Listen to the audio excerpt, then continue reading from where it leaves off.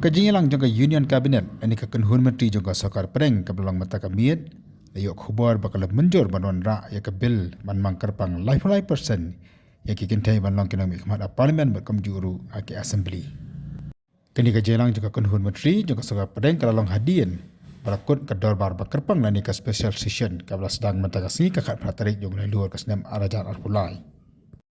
Hakajing syasya masnang kani kador bar kerpang keladon kejing kemilenti baka sarkar NDA kan wan ra ya kani kabil hakani kador bar ka bamenta ki khobor ki belayo ki athu wa walada ki he jaga sarkar plan kam shimla plan chikala patai khobor regular khobor ki athu kana manjur manon ra ya kani kabil ka mang life right person kam ta jing long nami khmat juki kentai tada jab ka parlimen ka manjur ya kani kabil ban ra da ka sarkar ka bamut life right person Gajing dan jeki seat unlock Sabhabat Raja Sabhabat kamjuru aki State Legislative Assembly.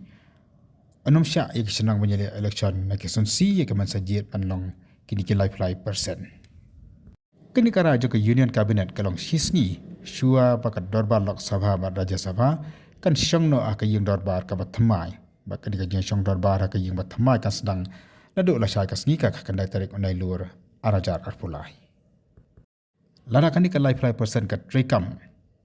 Kabamot uyu pandai ke Jalan Mekhlaya. Haka Jalan Mekhlaya ki emli ki don nrufungot mana namang no life person nak bagi kentai kabamot arfu seat kendai be ki seat tang nak bagi kentai haka bah kita ke sonsi ka man sajid onyele election be tang ki kentai.